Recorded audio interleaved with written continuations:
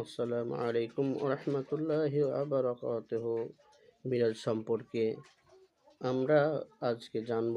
মিরাজ সম্পর্কে মিরাজ শব্দের অর্থ হলো ঊর্ধ্বে গমন করা।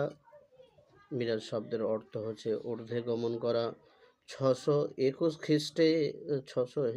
খ্রিস্টাব্দে রজব মাসে 27 তারিখ জিবরাইল আলাইহিসসালাম মোহাম্মদ আলাইহিসসালামকে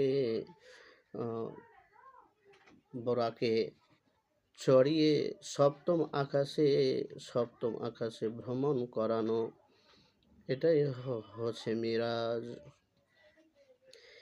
এই সময় জান্নাত ও জাহান্নাম প্রকৃতি স্বচক্ষে দর্শন করেন হযরত মুহাম্মদ সাল্লাল্লাহু আলাইহি ওয়াসাল্লাম। আল্লাহর সঙ্গেও কথা বলেন হযরত মুহাম্মদ সাল্লাল্লাহু আলাইহি ওয়াসাল্লাম।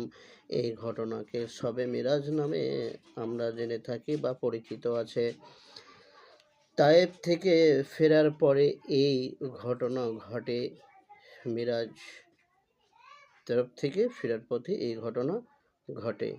তাহলে আজকে আমরা জানতে পারলাম মিরাজ সম্পর্কে কিছু ধারণা, যে ধারণাগুলি 621 খ্রিস্টাব্দে রজব মাসে 27 তারিখে জিবরাইল আলাইহিসসালাম এবং হযরত মুহাম্মদ সাল্লাল্লাহু আলাইহি সাল্লামকে বোরাকে চড়িয়ে সপ্তম আকাশে ভ্রমণ করেছিলেন, এটাই হচ্ছে মিরাজ। আসসালামু আলাইকুম ওয়া রাহমাতুল্লাহ।